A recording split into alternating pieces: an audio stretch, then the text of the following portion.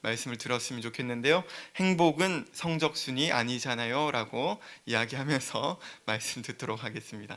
행복은 성적순이 아니잖아요 라고 얘기하겠습니다. 네. 여러분, 행복은 성적순인가요? 네, 굉장히 대답이 애매하게 나오는데요. 가슴 아픈 이야기로 좀 오늘 설교를 시작해 볼까 합니다. 1986년, 그러니까 지금부터 한 30여 년 전 1월 15일 새벽 S4대부중을 다니고 있던 3학년 오양은 행복은 성적순이 아니잖아요 라는 유서를 남기고 스스로 목숨을 끊었습니다.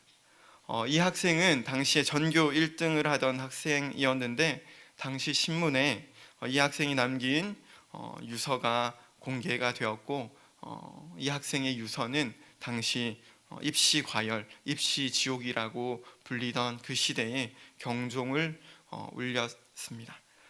그 유서의 일부분을 잠깐 읽어드리겠습니다. 난 1등 같은 건 싫은데, 난 꿈이 따로 있는데, 난 친구가 필요한데, 이 모든 것은 우리 엄마가 싫어하는 것이지. 나에게 항상 수단과 방법을 가리지 말고 이기라고 하는 분, 친구와 사귀지 말라고 슬픈 말만 하시는 분, 그분이 날 15년 동안 키워준 사랑스런 엄마라니 너무나 모순이다 라는 내용이 담겨 있었다고 합니다. 이 사건은 이후 한 3년이 지나 1989년 임정진의 소설 행복은 성적순이 아니잖아요 라는 소설의 모티브가 되었고, 또 당시 중고등학생들의 필독서가 되었습니다. 그리고 영화로도 만들어져서 이면, 김보선, 김민종 이런 내노라 하는 배우들이 출연한 영화로 제작되기도 했죠. 아마 그 영화를 여기 많은 분들이 보시지 않았을까 싶은데요. 다시 한번 여러분들께 여쭤보고 싶습니다. 여러분, 행복하고 싶으신가요? 네, 옆 사람에게 한번 물어볼까요? 행복하고 싶으세요? 라고 한번 여쭤보시겠어요? 네. 네, 혹시 행복하고 싶지 않다고 답한 분이 계신가요? 아마 모든 사람은 행복하기를 원하겠죠. 그런데 다시 한번 또 여쭤보겠습니다. 그러면 그 행복은 성적순입니까? 네, 아까보다는 대답이 확실히 커졌네요. 네, 행복은 성적순인가 고민해봐야 할 문제입니다. 그러면 또 다른 질문을 던져보겠습니다. 그러면 여러분은 지금 행복하십니까? 네. 지금 내가 행복한지 한번 돌아보는 시간 되었으면 좋겠는데요. 우리 명절 연휴 오늘 마지막 날이잖아요. 뭐 출근하신 분도 계시겠지만 명절 연휴는 어떻게 잘 보내셨습니까? 네, 행복하게 보내셨나요? 아니면 전쟁터와 같은 연휴를 보내셨습니까? 그래서 어디도 토해낼 곳이 없어서 이곳에 나와서 주님 이번 명절도 이랬어요라고 얘기하기 위해 오신 분도 있으시겠죠. 네. 명절 전 월요일, 그러니까 한 일주일여 전에 한 친구의 갑작스러운 주선으로 아주 오랜만에 저의 소꿉친구, 모태 친구, 태어날 때부터 같이 친구였던 그런 녀석들이거든요. 4명이 같이 모이게 되었습니다. 결혼한 저와 함께 저랑 또 다른 친구 1명 결혼했고 나머지 2명은 아직 결혼을 안 했는데, 이 4명이 오랜만에 모여서 이런저런 얘기를 나누던 중에 한 친구가 이런 얘기를 했습니다. 집에 가고 싶은데, 명절에 집에 가고 싶은데 집에 가기 싫다는 거예요. 왜 그럴까요, 여러분? 이 친구는 결혼한 친구였을까요? 결혼하지 않은 친구였을까요? 네, 결혼하지 않은 친구. 집에 가고 싶은데 가기 싫다는 거예요. 왜 그럴까요? 가면 온통 주변 친척 가족들이 야, 결혼 안 하냐, 결혼은 언제 하냐, 여자는 있냐, 참고로 다 남자들입니다. 여자는 있냐 이런 얘기를 하니까 가기 싫다는 거죠. 또 한 친구는 이런 얘기를 했습니다. 저에게 야, 너네 부모님한테 딸 사진 너무 자주 보내지 마 그러는 거예요. 이 친구의 부모님과 저희 부모님은 같은 교회를 다니시거든요. 무슨 의미인지 이해가 되시나요? 제가 이렇게 사진을 보내면 저희 부모님이 그 부모님께 이야기 보여주는 거죠. 자랑하는 거예요. 우리 손녀 보라고. 그러니까 이제 그것이 고스란히 제 친구에게 또 흘러가겠죠. 여러분들의 명절은 어땠습니까? 청년들에게, 다음 세대에게 명절은 어땠을까요? 참 아이러니한 것은 명절 때 고3 학생들의 출석률이 가장 좋습니다. 왜 그럴까요? 다 집을 떠났는데 그 녀석들은 집을 지키고 있기 때문이죠. 아마 어떤 사람들에게는 이 명절이라는 것이 대학 문제 때문에, 취업 문제 때문에, 결혼 문제 때문에, 자녀라는 어떤 문제 때문에, 혹은 양가 사이에 끼어 있는 어떤 상황 환경 속에서 또 시월드에서 경험하는 어떤 것들, 요즘은 많이 달라졌다고는 하지만 그런 것들이 굉장히 큰 스트레스로 다가올 수도 있겠죠. 요즘 여러분들의 관심사는 무엇입니까? 조금 전 말했던 그런 것들인가요? 아니면 승진, 부동산 투자, 자녀들의 취업, 자녀들의 취학, 진학 이런 것들에 있나요?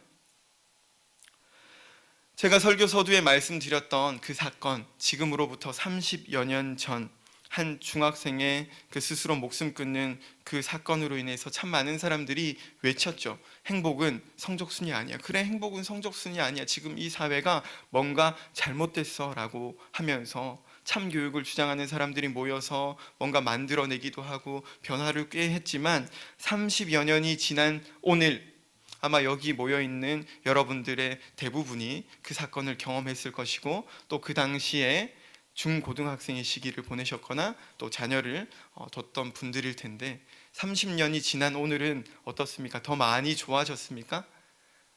제가 느끼기에는 오히려 그때보다 더 심해졌으면 심해졌지 덜하지는 않은 것 같습니다. 그때는 행복하려면 공부를 잘해야 돼. 행복은 성적순이야 라고 말하는 시대였다면 어쩌면 오늘은 그것에 더해서 행복은 스펙을 쌓아야 돼 라고 얘기하는 시대가 아닌가 싶습니다. 여러분 스펙이라는 말을 들어보셨습니까? 스펙. 사전을 보면 이 스펙이라는 단어가 영어를 제가 잘 못하는데요. specification이라고 하는 단어를 줄임말이에요. 앞에 있는 글자만 줄여가지고 이렇게 스펙이라고 부르는데 2004년에 국립국어원에서 신어로 등록한 단어입니다. 어떤 말이냐면 직장을 구하는 사람들 사이에서 학력, 학점, 토익 점수 이런 것들을 합해서 스펙이라고 하는 거죠. 언제부턴가 취업 준비생들은 출신 학교, 학점, 토익 점수, 자격증을 뭘 가졌는지, 해외 연수는 했는지, 인턴 경험이 있는지 이런 것들을 종합해서 스펙이라는 이 두 글자로 줄여서 부르고 있는데 취업 준비생뿐만 아니라 이제 고등학생들도 중학생들도 이런 말들을 쓰고 아마 여러분들도 심심찮게 이런 단어를 쓰지 않을까 싶습니다. 이 말을 듣게 된 지가 이제 한 10여 년이 좀 넘은 것 같은데 그때부터 지금까지도 많은 사람들, 특히 다음 세대들, 청년, 청소년들은 이 스펙이라는 이것을 쌓기 위해 혈안이 되어 있고 부모들은 자녀들의 이 스펙을 관리하는 데 혈안이 되어 있습니다. 공부만 잘하면 되는 것이 아니라 이 스펙이라고 하는 것도 쌓아야 되는 그런 시대에 우리가 그리고 우리의 자녀들이 살아가고 있습니다. 인터넷에서 이 스펙 쌓기라고 검색을 해보면 어마어마한 자료들이 나오는데 심지어 어떤 자료도 있냐면 초딩들을 위한 스펙 쌓기 이런 내용도 있습니다. 초딩 때부터 관리하고 쌓아 나가야 된다 이런 거죠. 여러분들에게는 내세울 만한 어떤 스펙이 있으십니까? 아까 옆 사람 보셨잖아요. 옆 사람들은 어떻게 좀 내세울 만한 스펙이 있으신 것 같으세요? 네. 이 웃음의 의미가 뭔지 모르겠지만, 네. 제가 이제 대학 생활을 이렇게 돌아보면서 제가 대학을 졸업할 당시에 저희 스펙은 어느 정도 됐을까요? 저는 지방 국립대를 졸업했습니다. 학점 평점은 놀랍게도 막바지에 열심히 노력을 해서 4.0이 가까운 평점을 가지고 있고 토익이라는 건 쳐본 적이 없어요. 칠 기회가 저한테 별로 없었어요. 그리고 신학대학원을 턱걸이할 정도의 영어 실력을 가지고 있습니다. 사회복지사, 제가 사회복지학과를 졸업했거든요. 사회복지사 1급을 가지고 있고 워드 프로세서 1급을 가지고 있고 일종 대형 면허를 가지고 있습니다. 버스를 운전할 수 있다는 거죠. 태권도는 2단입니다. 초등학교 3학년 때 2단 땄습니다. 해외 연수 가본 적이 없고 인턴 생활 해본 적이 없습니다. 기껏해야 대학교 1학년 중국 단기 선교 2주 다녀온 것, 그리고 섬마을에서 섬사의 사업 활동이라는 것을 했던 경험, 그리고 다양한 사회 봉사 활동을 했다라는 것, 이것이 저의 스펙이 될 텐데 이 스펙을 요즘 아이들 다음 세대에 이렇게 갖다 넣으면 어느 정도 될까요? 그렇게 내세울 만한 스펙이 되지 않을 거예요. 그런데 여러분 그거 아십니까? 이 계속 제가 스펙이란 말을 집중적으로 하는 이유가 있는데요. 이 스펙이라고 하는 이 단어, specification이라고 하는 이 단어를 영어 사전에서 검색하면 이렇게 뜻이 설명되어 있거든요. 괄호에서 자세한, 괄호 닫고 설명서, 그리고 콤마 사양이라고 되어 있습니다. 그러니까 이 단어는 원래 어디에 쓰이는 단어냐면 상품이나 제품에 쓰이는 단어가 바로 이 스펙이라고 하는 단어라는 거죠. 우리가 핸드폰을 바꿀 때 아니면 가전제품, 자동차를 구입할 때 보는 게 뭐죠? 그 제품의 사양이라는 걸 보잖아요. 이거 야 그거 사양이 어느 정도네? 그 핸드폰은 사양이 어느 정도야? 그 차는 어느 정도의 배기량을 가지고 있어? 이게 바로 사양이라는 거죠. 스펙입니다. 그런데 상품이나 제품에 쓰이던 그 단어가 지금 누구한테 쓰이고 있습니까? 사람, 바로 우리에게 쓰이고 있다라는 현실이죠. 어쩌면 이 사람조차 상품화되어 버린 이 시대의 어떤 단적인 모습을 보여주는 것은 아닐까, 우픈 현실은 아닌가 생각해 봅니다. 스펙이 뛰어난 제품은 높은 가격에도 불구하고 잘 팔리죠. 사람들이 서로 사려고 합니다. 마찬가지로 스펙이 뛰어난 사람들은 고연봉을 받게 되고 좋은 직장을 가고 좋은 대학을 가고 인정받고 사람 대접받는 그런 시대의 환경 속에 살아가고 있다는 거죠. 여러분 이번은 추석이니까 뭐 어떤 결과를 내놓기 쉽지 않은 시기라면 이제 구정이 되면 어떻습니까? 야, 네 집 자식은 어디 대학에 갔다더라, 어디에 갔다더라, 어떤 곳에 취직을 했다더라, 결혼을 하려고 한다더라, 이런 것들이 막 이야기 되어지지 않습니까?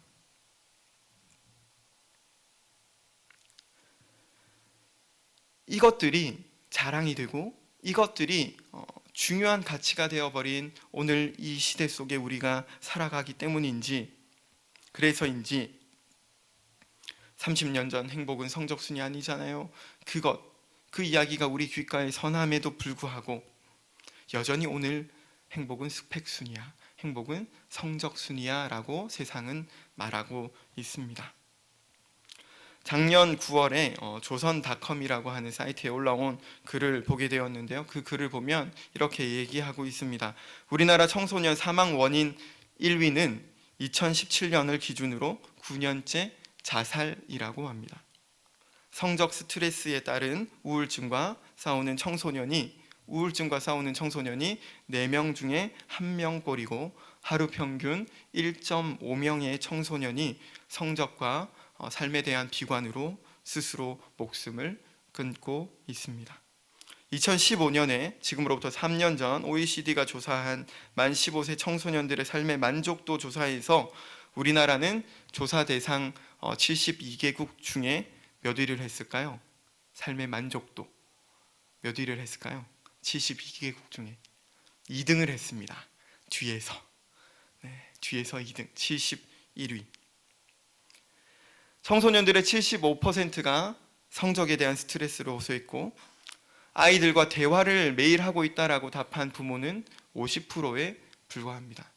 여러분은 여러분의 자녀들과 여러분의 부모님들과 얼마나 대화하고 계십니까?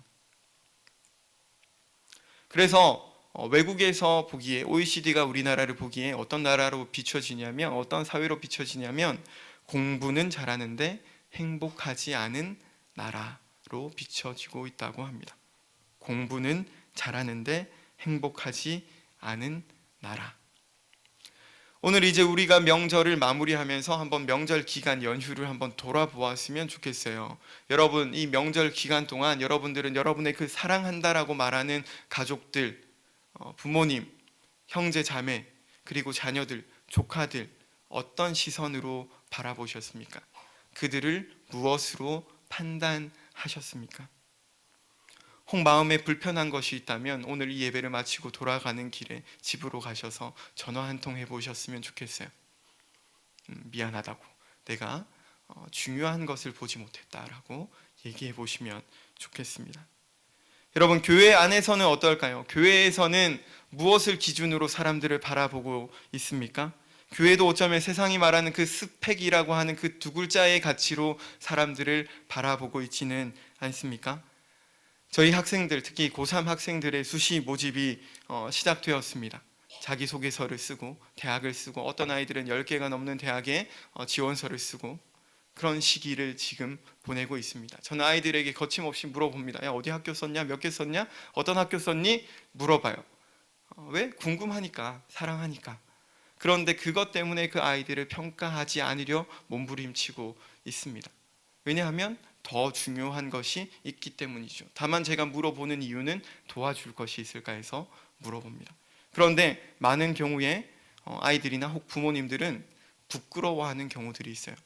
내가 쓴 학교가 별로 유명하지 않아서, 내세울 게 없어서, 내가 공부를 잘 못해서. 그럼 얘기하죠. 전, 야, 네가 자랑스러워하는 만큼 자랑스러운 학교가 되는 거야 라고 말입니다. 여러분, 명문대 가면 하나님 은혜죠. 하나님 은혜잖아요. 아닙니까? 하나님 은혜 맞습니다. 대기업 가면 하나님 은혜죠. 은혜 맞죠. 좋은 사람과 결혼하면 하나님 은혜 아닙니까? 은혜죠. 그런데 그것만 하나님의 은혜가 아니라는 사실을 우리가 기억해야 된다라는 말씀을 드리고 싶은 겁니다. 이 외에도 은혜가 있다라는 것이죠. 그것만이 아니다라는 사실, 그것을 오늘 밤 우리가 기억했으면 하는데, 여러분이 혹은 여러분의 자녀들이, 여러분의 손녀, 손주들이 다니엘이나 요셉 같은 사람이 되기를 원하시지 않으십니까? 다니엘은 어떤 사람이었나요? 4명의 왕을 섬긴 뛰어난 국무총리, 그 이방 땅에서도 자신의 그 지식 지혜를 내세우며 지도자의 자리에 머물렀던 놀라운 사람이잖아요. 요셉도 어떻습니까? 종으로 팔려갔던 그 신분에서 국무총리가 되어서 나라를 다스리는 사람이 되었잖아요. 그런데 우리는 과연 이 다니엘과 요셉이 가지고 있는 그 결말만 보고 있지는 않은가 생각해 봤으면 하는 거죠. 그들이 겪었던 고생, 포로 생활, 감옥에서의 생활, 오해 누명을 쓰는 그 생활, 그런 것들은 우리가 기억하고 있는지, 신앙을 지켜야 하는 그 절대절명의 갈림길에 섰던 그 상황들은 우리가 기억하고 있냐 하는 것이죠. 사자굴에 던져지고 왕의 음식으로 내가 나를 더럽히지 않겠다 결단해야 했던 그것들. 스펙 중요합니다. 왜냐하면 우리가 크리스천이고 우리는 누구보다 몸부림치며 최선을 다하면서 오늘을 살아야 하기 때문이죠. 하나님께서 오늘이라는 선물을 우리에게 주셨기 때문에 우리는 최선을 다해 몸부림을 치며 오늘이라는 시간을 살아나가야 합니다. 그런데 세상이 말하는 행복은 성적순, 행복은 스펙순이라고 말하는 그 이유를 우리는 분별해야 한다는 것이죠.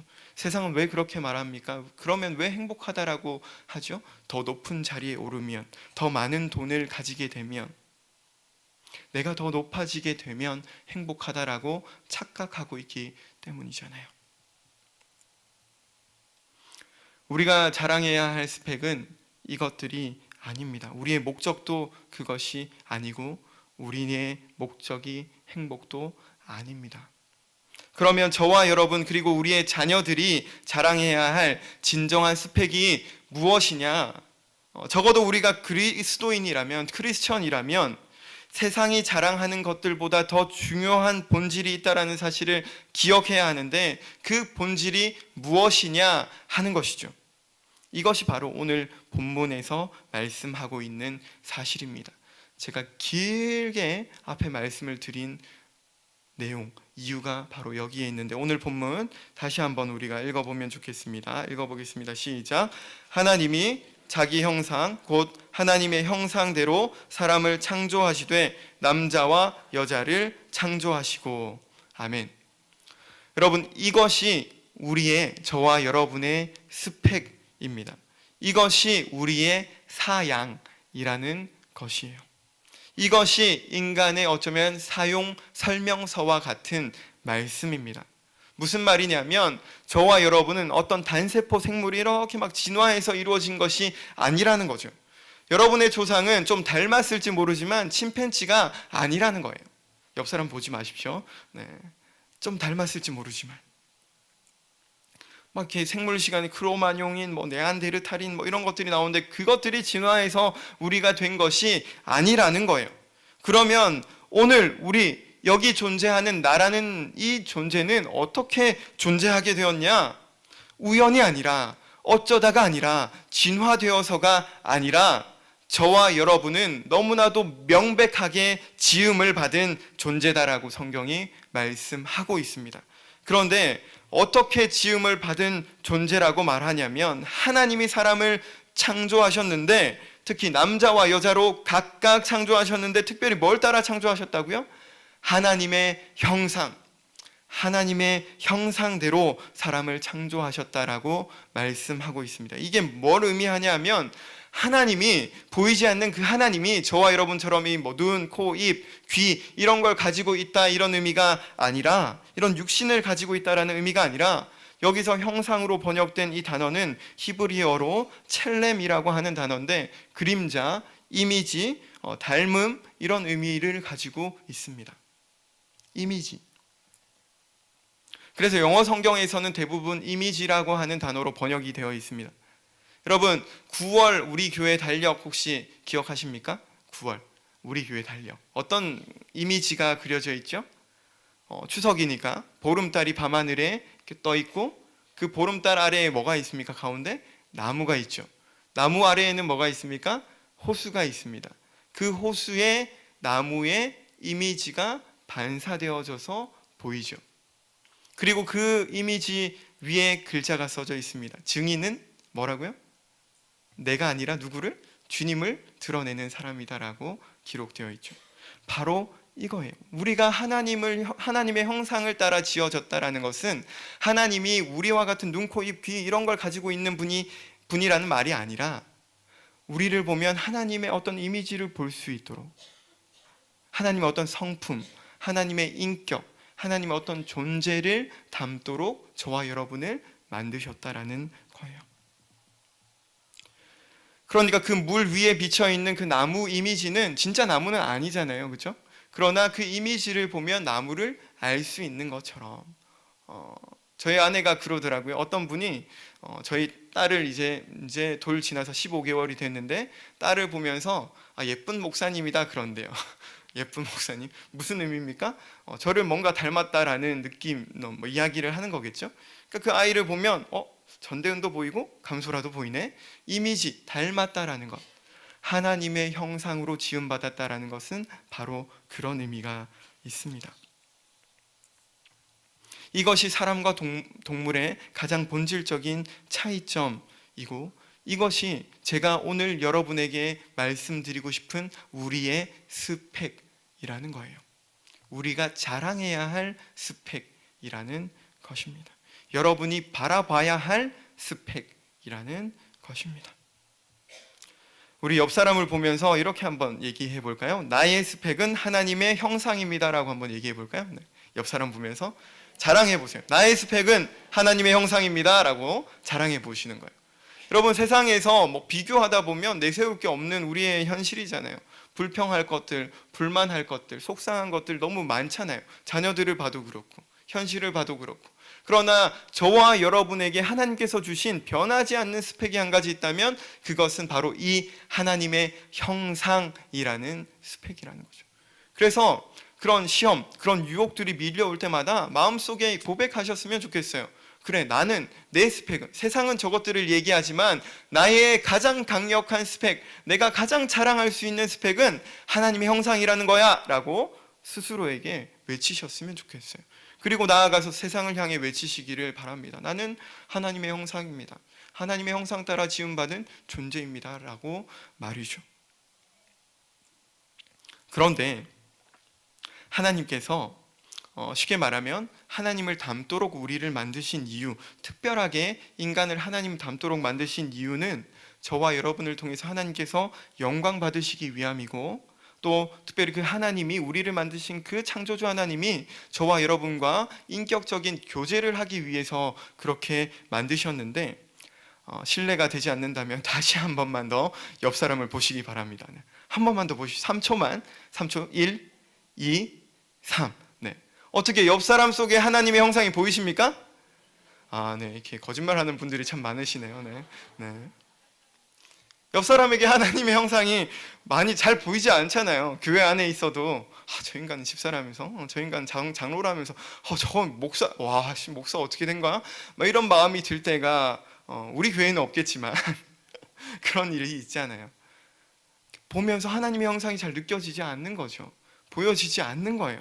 분명 하나님은 우리를 하나님의 형상대로 만드셨다고 했는데 우리 안에 하나님의 형상이 드러나지 않는다라는 것이 문제죠. 그런데 왜 그렇게 됐냐?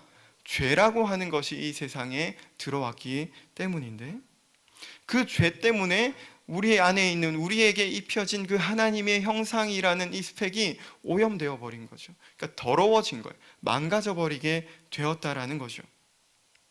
하나님께서는 분명 우리 사람, 인간이라는 이 존재를, 하나님의 그 존재를 비추어내는 거울로 만드셨는데, 거울처럼 만드셨는데, 거울의 역할을 하도록 만드셨는데, 그래서 사람을 보면 하나님이란 존재를 볼 수 있도록 만들어 주셨는데, 지금은 어떤 상태냐 하면 이 거울이 오염되어 버린 거예요. 더러워졌다라는 거죠. 여러분, 더러워진 거울을 보신 적이 있습니까? 깨진 거울을 보신 적이 있으세요? 그러면 그 거울에 내 얼굴이 제대로 비춰지나요? 비춰지지 않잖아요. 그 거울이 세상을 제대로 비출 수 있나요? 비출 수 없잖아요. 그럼 어떻게 해야 됩니까? 그 거울이 새 걸로 바꾸든 아니면 닦아내든 해야 되는 거죠. 마찬가지로 하나님이 하나님의 형상을 비춰내는 호수로 우리를 만드셨다라면 그 호수가 맑아야 비춰낼 수 있겠죠. 그렇죠? 그런데 만약 지금 오늘날 일어나고 있는 그 일들처럼 녹조가 막 그 호수에 일어났다라면 비춰낼 수 있습니까? 비춰낼 수가 없잖아요. 회복되어야 한다는 것이죠. 깨끗하게 되어야 된다는 것. 그럼 어떻게 이 우리라는 이 거울과 같은 우리 이 존재에 묻어있는 그때 더러운 그 죄의 문제를 해결할 수 있느냐 하는 것인데, 말씀을 한번 찾아보면 좋겠습니다. 디도서입니다. 신약 성경 디도서 3장 4절에서 7절까지 말씀 한번 찾아보겠습니다. 디도서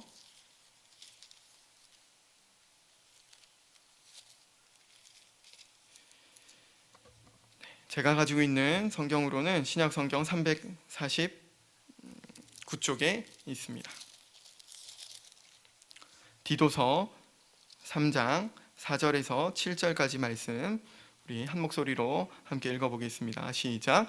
우리 구주 하나님의 자비와 사람 사랑하심이 나타날 때에 우리를 구원하시되 우리가 행한 바 의로운 행위로 말미암지 아니하고 오직 그의 긍휼하심을 따라 중생의 씻음과 성령의 새롭게 하심으로 하셨나니, 우리 구주 예수 그리스도로 말미암아 우리에게 그 성령을 풍성히 부어주사 우리로 그의 은혜를 힘입어 의롭다 하심을 얻어 영생의 소망을 따라 상속자가 되게 하려 하심이라. 아멘. 뭐라고 말씀하고 있습니까? 오직 그의 긍휼하심을 따라 중생의 씻음과 성령의 새롭게 하심으로 라고 말씀하고 있습니다. 하나님의 사랑, 예수 그리스도의 그 은혜, 성령의 그 은혜와 사랑을 적용하심으로 우리가 새롭게 된다, 씻음을 입게 되었다라고 말씀하고 있는 것이죠. 여러분, 씻음을 받아야 세상의 어떤 성적, 세상의 스펙이 아니라 그 안에 있는 진짜 스펙, 그 무엇과도 바꿀 수 없는, 바꾸어서도 안 되는, 세상에 내놓고 자랑할 수 있는 바로 그 스펙이 회복되어진다라는 거예요. 오직 예수 그리스도 그분의 보혈로만 이 더러워진 거울을 씻을 수 있고, 그 예수 그리스도께서 그 거울을 이렇게 옷 입혀 주시는 거예요. 씻음 받아야만 합니다. 고린도후서 5장 17절, 우리가 너무나도 잘 알고 있는 말씀, 이렇게 말씀하잖아요. 그런즉 누구든지 그리스도 안에 있으면 어떤 피조물이라고요? 새로운 피조물이라. 이전 것은 어떻게 해요? 지나갔으니 보라 새 것이 되었다. 새 것이 되었다. 그것 믿으십니까? 그래서 갈라디아서 2장 20절은 이렇게 말씀합니다. 내가 그리스도와 함께 십자가에 못 박혔나니. 깨어진 거울, 망가진 거울, 더러워진 거울이었던 나는 예수 그리스도와 함께 십자가에 못 박혔나니, 이제는 그 과거에 내가 사는 것이 아니라 누가 산다고요? 오직 내 안에 그리스도께서 사신다. 이제 내가 이 육체 안에 오늘 이 세상에서 살아가는 것은 나를 사랑하사 나를 위하여 자기 자신을 버리신, 내어주신, 죽음에 내어주신 그 하나님의 아들을 믿는 믿음 안에서 산다라고 고백하잖아요. 바로 그것. 다시 한번 옆 사람 보시겠어요? 그 믿음으로 보시기 바랍니다. 이제 보이십니까? 네, 무슨 사이비 종교 같습니다. 이제 보이죠? 믿음의 눈을 들면, 아까 우리 찬양했잖아요. 주위를 둘러보면 아무도 없는 듯, 그러나 믿음의 눈을 들면 보이는 분 계시네. 지금도 내 안에서 역사하고 계시는 사망과 어둠의 권세 물리치신 예수님, 그 예수 그리스도가 내 안에 계시면 세상을 바라볼 때 세상의 어떤 스펙 성적이 아니라 뭘로 바라본다고요? 하나님의 형상, 그것을 중심으로 보게 된다는 거예요. 그래서 내 자식이, 내 남편이, 내 아내가, 내 부모가 좀 없어도 괜찮아. 공부 좀 못해도 괜찮아. 물론 잘하면 더 좋지만 공부 못해도 네 안에 하나님의 형상이 있어서 엄마 아빠는 행복해. 네가 하나님을 알기 때문에 행복해라고 말할 수 있는 거죠. 성령께서 이 밤 저와 여러분의 관점, 시선의 변화를 주시기를 구하는 밤이 되었으면 좋겠습니다. 그리스도인의 관점은 달라야 하고 달라져야 합니다. 여러분, 분명 행복은 성적순이 아닙니다. 행복은 스펙순도 아닙니다. 그리고 행복은 인생의 목적도 아닙니다. 행복은 우리 안에 잃었던 하나님의 형상이 회복될 때 그 회복을 허락해 주시는 하나님께서 우리에게 주시는 선물입니다. 내가 추구할 수 있는 것이 아니라 하나님이 주시는 선물이라는 것이죠. 하나님과의 관계가 회복되어질 때 자연스레 주어지는 것이 행복이라는 거예요. 그러나 세상은 행복을 위해 살아가죠. 이것이 세상과 그리스도인의 차이점입니다. 우리가 말씀 안에 머무르면, 우리가 성령 안에 머무르면, 우리가 성령으로 충만하면 행복이라는 선물, 그 만족을 누릴 수 있습니다. 사랑하는 여러분, 이제 우리가 오늘 이 밤부터 살아갈 때 우리 안에 있는 하나님의 형상을 볼 수 있기를 간절히 소망합니다. 그리고 나뿐만 아니라 다른 사람 안에 있는 하나님의 형상을 볼 수 있는 눈을 하나님께서 허락해 주시기를 소망합니다. 그리고 또한 세상을 바라볼 때 망가져 있는 그 하나님의 형상, 회복되어져야 할 그 하나님의 형상을 바라보며 하나님의 마음으로 애통하고 하나님의 마음으로 눈물 흘리며 기도하는 저와 여러분 되었으면 좋겠어요. 그리고 명절이 되었을 때 누가 어땠다더라 하는 것이 아니라 우리 가족 안에, 사랑하는 그 가족 안에 회복되어져야 할 그 하나님의 형상을 바라보며 더 사랑하고 더 희생하고 더 헌신하고 더 그 기도하는 그 사랑을 위해, 그 회복을 위해 그렇게 사랑하는 통로가 저와 여러분 되었으면 참 좋겠습니다.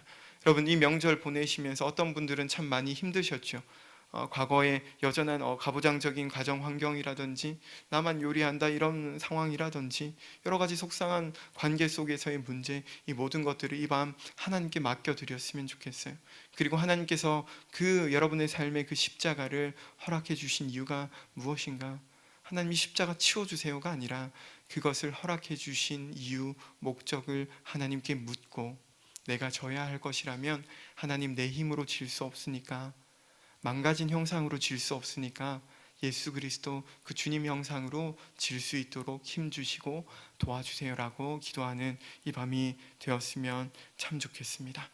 그래서 적어도 우리 안에, 이 공동체 안에는, 여러분 가정 안에는 세상 스펙, 세상 자랑이 아니라 세상 자랑 다 버리고 오직 주 예수보다 더 귀한 것 없네라고 고백하는 저와 여러분, 우리 가정, 우리 교회 되기를 간절히 소망합니다. 이제 말씀을 맺으면서, 그럼 저와 여러분이 이 하나님의 형상이라는 스펙을 가지고 쌓아 나가야 할 삶의 스펙, 열매는 무엇인가?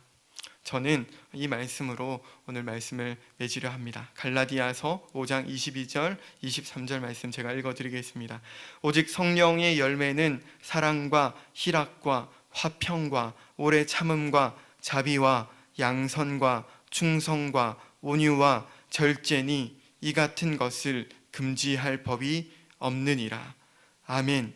이 열매들을 풍성하게 맺는 이런 스펙들을 쌓아나가는 저와 여러분 되기를 간절히 소망합니다. 말씀 준비하면서 이 찬양을 생각하게 되었는데 잘 모르시는 곡일 것 같아요. 그런데 가사가 오늘 본문하고 설교하고 참 이렇게 연결이 되어져서 좀 어려울 수 있고 낯선 곡일 수 있지만 같이 한번 불러보면 좋겠습니다. 이런 가사가 있습니다. 이 세상 가장 아름다운 순종의 눈물, 온 세상 다시 빛나게 한 생명의 눈물, 그가 이 땅에 오신 이유 죽어야 살게 되고 져야만 승리하는 놀랍고 영원한 신비, 지으신 그대로 회복시킨 우리의 창조주 그리스도, 십자가의 길로 아버지 뜻 이루셨네. 그가 이 땅에 오신 이유, 이제 우리에게 맡겨진 그 소망, 그 사랑, 그 생명, 아름답고 눈부신 십자가의 길, 우리가 이 땅에 살아갈 이유.